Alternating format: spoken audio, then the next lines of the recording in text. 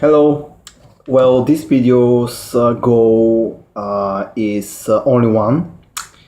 It serves the purpose of explaining the Tower of Joy scene that we saw in last episode of season 6. So, what about it? What was so special about that scene?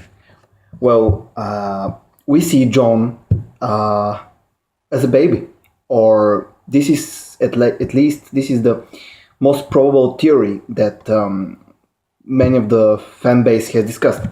So basically, what the scene is all about is a girl, which is without a shadow of a doubt Lyanna Stark, Ned's little sister, and we see young Ned Stark climbing the steps, entering the Tower of Joy, entering the room where his sister lies, and yeah, she's dying. She's in a bed of blood.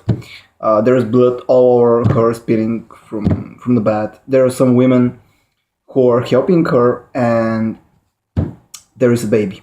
So she says to John, "Come here, big brother. I want to tell you something."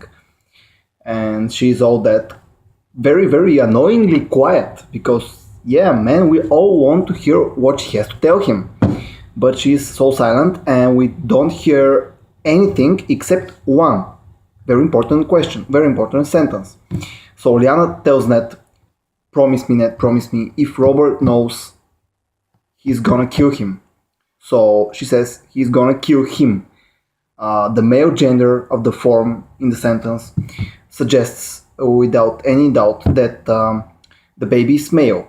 So she has a baby boy, and Robert Baratheon, the guy who she'd been engaged to, would like to kill the boy if he knows what is the fact that may make him kill the boy. Well, this is the father. He's not the father. He's not the fucking father. The father is Rhaegar Targaryen. Many doubt it. It hasn't been confirmed in the show, neither in the books, but I think it's perfectly clean because the two guards that were killed by Ned Stark and the other five guys who died without any doubt, only to save a baby. So the two Kingsguard men were keeping a baby. Why? And Lyanna Stark, why? Why so? They were the personal guardsmen of Rhaegar Targaryen, the heir of the Iron Throne. So why they weren't at the Trident, the Battle of the Trident, so Robert Baratheon defeating Rhaegar Targaryen? So they weren't there, even though they're so skilled. They possess so much skills in battle, but they guard a certain tower, which is Tower of Joy. So there is a great purpose. Rhaegar Targaryen has told them, keep my baby safe, and Lyanna Stark safe. Yes, the major thing is that in the scene where it ends, we cut the scene and they show nowadays Jon Snow back in Winterfell with Sansa. So he's sitting on the table, and here next thing that comes is the King of the North speech, where little lady Mormont says, "Yeah, we have to join him. No, the North remembers." And so what I predict is that Jon is the son of Lyanna and Rhaegar Targaryen. But I want to do this video not only to discuss that scene, but to help the TV viewers only, which haven't read yet the book, to understand one thing.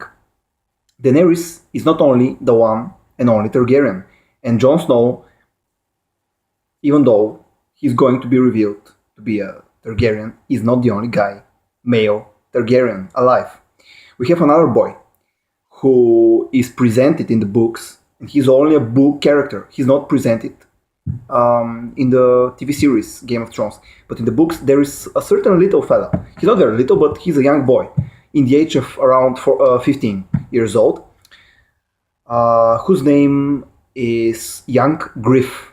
So that's how they call him, young Griff, and he's being raised as a child and educated by a former hand of the king, and I mean the former hand of the king Aerys, whose name is John Connington. John Connington, a knight who has been expelled, who has been banished from the court by Aerys because Aerys suspected that John Connington was helping his son Rhaegar to overthrow Aerys and to become king. So Aerys banished John from the court, took all of his lands, took off his lordship title, and John Connington is a knight without a title now, so he finds the son of Elia of Dorne and Rhaegar Targaryen. We know that Elia of Dorne is the rightful wife, the legal wife of Rhaegar. In case Lyanna and Rhaegar have married maybe just days before Lyanna's death and Jon's birth, which would make Jon not a bastard, but the rightful heir. I don't know who is older and who is younger in comparison between Jon and this guy, young Griff. But what we do know about young Griff is that basically he's the heir to the Iron Throne in the mind of John Connington. So John Connington starts to collect some troops. He starts collecting weapons. Even in the books, something very interesting is that in a brief couple of months, there are many moments, very funny, where we see Tyrion Lannister communicating, having some interactions with John Connington, which is very, very interesting. But in the TV series, John Connington hasn't been introduced, neither Eagon.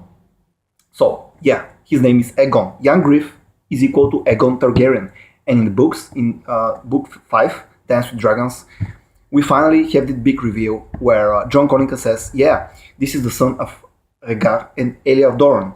So the mountain, there has been a very popular story that the mountain bashed the head of Lyanna's son Eagon to the wall. So we know that the boy is obviously murdered. The mountain is a freak of a man. He's so strong and powerful. When he smashed the head of a young baby, the young baby probably would have died. He's not a Superman. He's just a baby. But no, something has happened. We don't know what was the fact. We don't know what has happened exactly. But Aegon is alive, and he's the son of Rhaegar. And here comes another theory. Maybe Aegon is not a Targaryen. Maybe he's a Blackfire. Who is a Blackfire? Would ask somebody who hasn't read the books. Back in the day, many years before the Game of Thrones takes place, there has been a civil war between Targaryens and another faction, which genes are semi-Targaryen, who is the Blackfire dynasty, the Blackfires. So Aegon the Unworthy, upon the day of his death, legitimized all of his bastard sons, thus making them the rightful heir to the Iron Throne. So yeah, there have been 5 rebellions known as the Blackfire rebellions, and Barristan the Selmy, who serves the Kingsguard of Daenerys Targaryen, has defeated and killed the last male member, the last male heir to the Targaryen dynasty. But in the books it's written the last male, not female. So maybe from the female line of the Blackfires, we have many facts. I have analyzed it, and I have come to the conclusion that probably Aegon is Blackfire, and I have a certain proof. which is that the guys, the army who help him, because in book 5, and here is a big spoiler, Eagon and John Cunnington enter the Seven Kingdoms, and they are almost ready. I won't tell you anything else, but they're ready to start their conquest, to take the Iron Throne. So the biggest support they have is from a certain army, which is called a group of people, of warriors, which is called the Golden Company. And the Golden Company is known to be one of the biggest enemies of the Targaryen dynasty and one of the biggest allies and friends of the Blackfires. So yeah, maybe Eagon is Blackfire. So this is the most important. These are the most important things about Eagon and Jon Snow and that Tower of Joy scene. This is what we know. We don't know what's going to happen, so we have to watch the TV series and see what's going to happen. Bye bye.